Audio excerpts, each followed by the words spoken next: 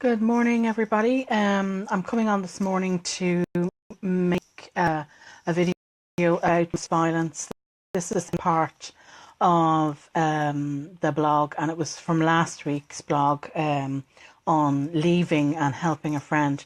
Unfortunately, due to weather conditions in Ireland, we were not able to do this video this morning, until this morning, sorry. Now, my name is Deborah Byrne, and I'm from Deborah Byrne Psychology Services, known as Dbpsychology across social media. So the first thing I want to say to you, domestic violence, as I said in the first video, it can happen to anybody. It doesn't matter who you are, how much you earn, how well educated you are, and it also crosses gender lines. There are men who have and do suffer domestic violence. Now, in the first video, I outlined what domestic violence is, so I'm not going to go into that this morning. My main focus this morning will be on if you choose to leave, and I will then also point you back to the blog with regards to if you want to help a friend who you feel is in a difficult situation. I have listed out a lot of practical and emotional support things that you can do to help a friend if they have or are in a domestic violence situation. The number one rule, though, for both parties, whether you're in living with domestic violence and you want to leave, or whether you want to help a friend, is safety first. Now, in the blog, I give you extensive details on how to keep yourself safe if you're staying, which I know can happen. It's a very, very, very hard thing to leave a relationship that where you're living in constant fear. It is extremely hard to leave these situations. So if you are deciding to leave, there are a few tips in the blog. Make sure that you go onto the Women's Aid website or the Amen website for men. It doesn't matter which site, in fact. If the men want to have a look at the Women's Aid site, it is pretty good, pretty detailed on giving you advice, and pointing you in the direction of a lot of services that can help you. But they are both wonderful, wonderful services in Ireland. There's another service, Safe Ireland, available here. So if you want to access any of those, please have a look at the blog, and there are links out. But make sure that you know how to cover your browser history, is what I'm trying to say. And the Women's Aid site do have that, and I have a link out to it, how to keep yourself safe online. So make sure you do that first. Now, staying safe if you're staying, my advice to you is to try, if possible, carry a phone with you at all times. If you find yourself in a very difficult situation where you are being abused, try not to go into the garage or the kitchen, as there are too many weapons there that can be used. If you have children and they're old enough to understand, perhaps putting in place a safe word that means we're leaving now immediately. You can also use the same safe word with a neighbour, family, friends. This safe word means I need to leave right now. I am leaving right now, and meet me at a designated spot. You can also put together a go bag, an overnight bag with essential items in it. If you can, keep it in your car, but sometimes we're not able to do that. Think about keeping it with a family, friend, somebody you trust. If it's a neighbour, somebody you trust that you can leave that bag with, where you can go.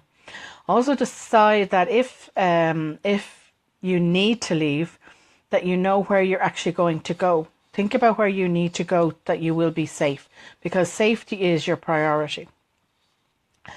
Now, I'm going to move on. I'm just going to move down to the information I need. So I do go down in the blog and I talk about, safety first. That's always, whether you are whether you are in a domestic violence situation or whether you are helping somebody, it has to be you have to be, safety has to be your paramount importance always. So if something really bad kicks off and you are not safe, remember, call the police. They will come, they will help. And then the next part will be preparation. If you're going to leave, preparation in advance, if possible. It doesn't always work out like this. Sometimes you have to leave just whatever you're wearing right there and then, and you have to go to a refuge, whatever it is. The refuges are very good. They're brilliant services. Preparation is second. Now, as I said, if you can prepare in advance and you know you're going to leave, consider talking to one of the representatives from Women's Aid or a Men. They will be able to go through preparing a safety plan with you. A safety plan is quite detailed, and I have broken it down on the blog. But it goes into detail as to how you can prepare yourself. Items that you might be able to get out of the house in advance, leave with a friend, put them in a bag, keep them in your car, documentation if possible, the important documentation, passports, birth certificates, but don't worry about all those things. All those things can be replaced. All those things can be gotten with, a court order, or you can be you can be accompanied back to the house to remove items such as important documentation that belong to you, and your clothes and all the things that you want to get. Don't think that just because I'm leaving now means everything I'm leaving behind is gone forever. If possible, plan an escape route. So sometimes you might plan it all out and you think, oh, I can leave and I'm going to go to this person. I'm going to go and stay with a friend. I'm going to go and stay with a relative. It could be a distance away. But you may need to do it. Something may happen and you may have to, move quicker than you thought. So plan an escape route, and if possible, if you have children, and if they're old enough and they can keep a secret. Unfortunately, in this situation, we do have to keep secrets from the other partner, the other parent, that you plan the code word that you're leaving now. You plan the escape route. You actually practice it with them. And you practice. You have to be very practical and think, if we get separated, this is who you have to contact. Maybe get them a mobile phone and they use their mobile phone to contact emergency services. They may need to contact a grandparent, or they may need to contact a relative or a friend or a neighbour, somebody that you've trusted, and that they'll be able to give the code word, and that person will then take the children. And they will maybe meet them at a designated spot. So think about all these things. It doesn't often happen, but you have to think in advance. If you can get out one item of clothing, or in advance, you take out things slowly is what I'm trying to make the point of. So sneaking out an item of clothing, a favorite, well, maybe not a favorite toy, but something that document that you're going to need in advance, and leave them with, as I said, a family member or a trusted friend. That can be very helpful in the future. Keeping a small amount of money for a taxi, if you haven't got access to a family car, if you haven't, you may be restricted in that way, or making sure you keep a €5, say, on your phone at all times, as for emergency. If you have a pay-as-you-go phone, that you have money there on the phone at all times in case you need to make some calls to a friend or a family member. All emergency calls will be free. So I'm just going to move down and see if there's a few more. No, I've listed out a whole load of items that you should try and get out of the house or try and take with you. As I said, it may not work that way and you may need to go back. But the Women's Aid will always talk you through a safety plan for your particular situation. The men site is, as I said, is for men, and they will do exactly the same. They also will offer a court accompaniment, and they have details about, getting you help in terms of legal and housing and all sorts of other things that they are brilliant at helping you with. Okay, so after you leave, the things that you need to maybe look into is getting a court order. So this could be a protection order or a barring order. I'm not going to go into those details because I'm not a solicitor. But the clerks of the court, I know, are very, very helpful in helping you do this. But it's, again, Women's Aid and the MN, they will both help you if you need to apply for these things. Thinking about when you do get your own place and you are, you have to move the kids to school. So there's a couple of things there you're going to have to think about. One is varying your route to the school and to work. And the second thing is to speak to the teachers and the principal and make sure that they know the only person that can remove them from the school is you, that their other parent is not allowed to remove them from the school at any time. Delete all your social media accounts if you've ever been allowed to have them. Sometimes it's so controlling that you're not allowed to have a social media account. The whole idea is to isolate you as much as possible. You may have lost contact with family, friends. It's going to be hard to think of who to reach out to, and that's why I do recommend reaching out to the Women's Aid and Men people, because they will be your starting point. And even if you have lost contact with family, think about contacting them. Explain your situation, and ask for help. It may, make sure that they don't come to the house though and things kick off, and think about safety first. So deleting all social media account, getting an unlisted number.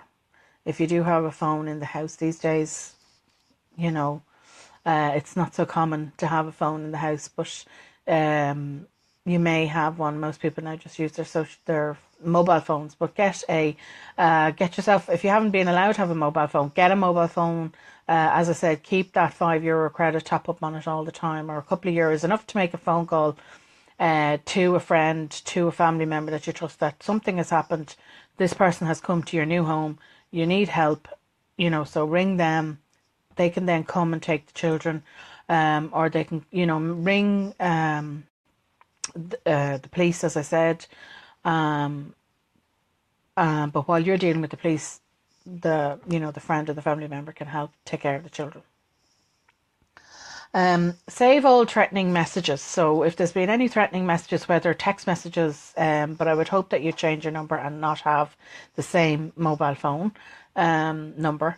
Make sure that the other person's number is a blocked number then on your phone. So save, but if you do and are receiving mobile text messages or emails or any sort of message through Messenger on Facebook or direct message on Twitter or anything like that, or WhatsApp messages or any of these messages that you can get,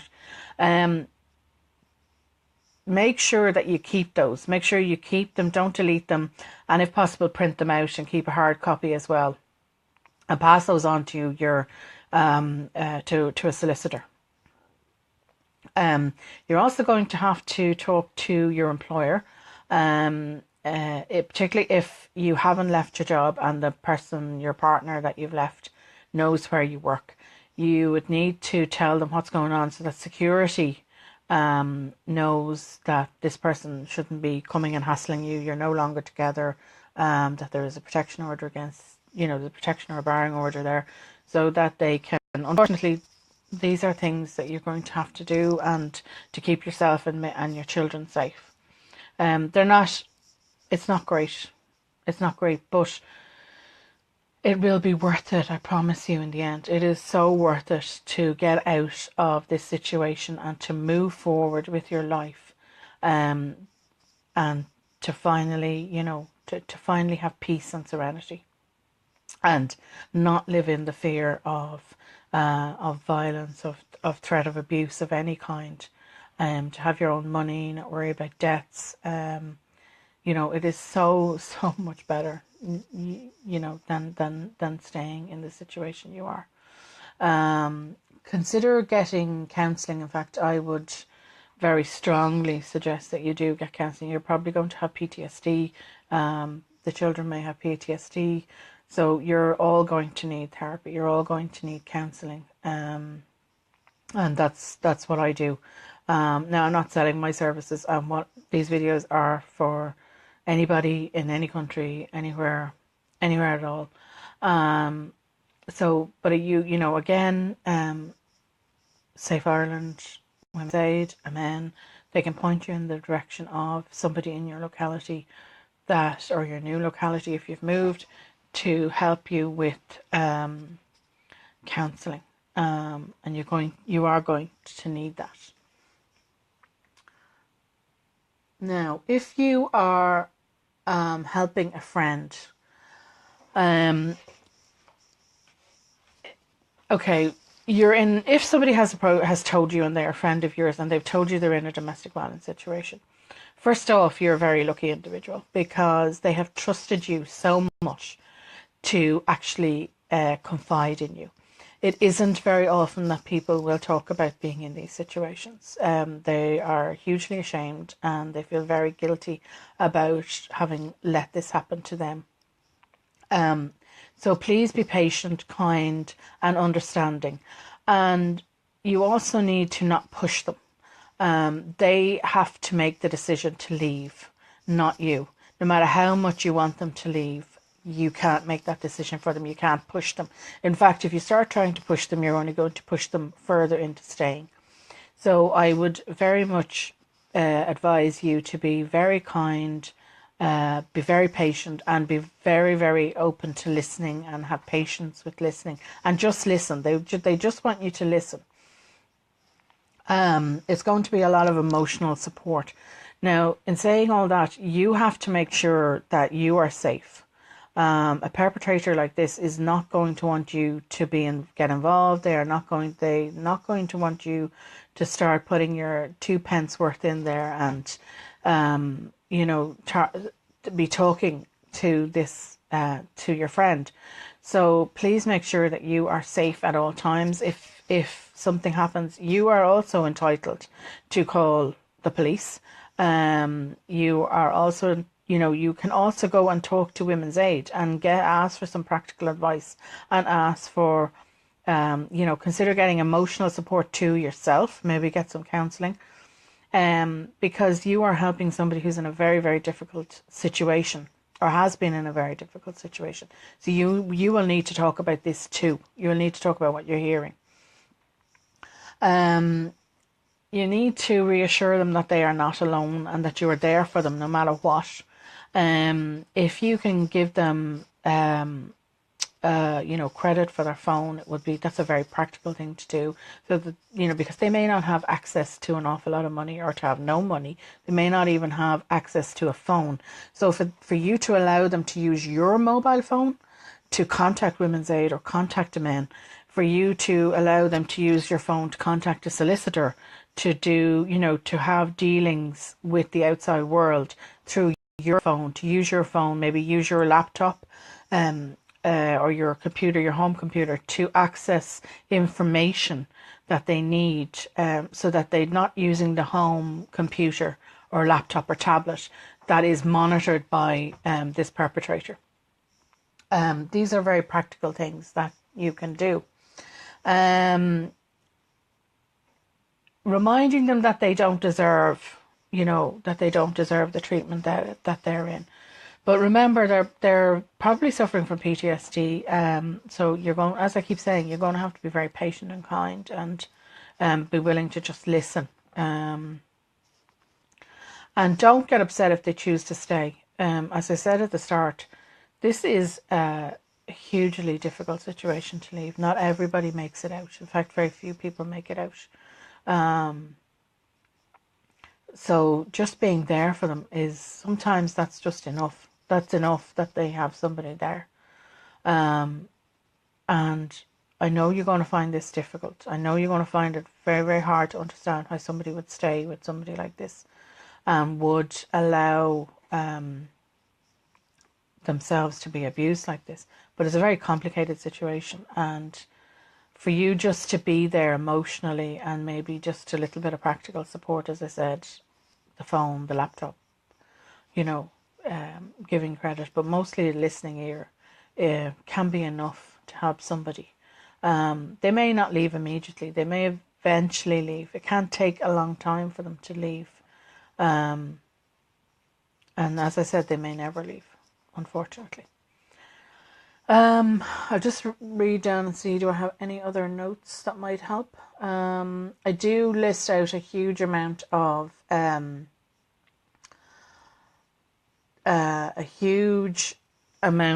detail on the blog. It's a very lengthy blog. The two blogs together are quite lengthy. That's why I ended up splitting them over 2 weeks. So check them out. They're at www.dbpsychologyservices.com. And if you just go into the search bar and type in domestic violence, both blogs will come up and you'll be able to check them out. I hope what I've said this morning is of help to somebody out there. Just know that you're not alone, that there is help out there for you. You can get help. You do not deserve the situation you're in. Nobody deserves to be abused like this. And please just reach out. I know this takes a huge amount of courage, but reach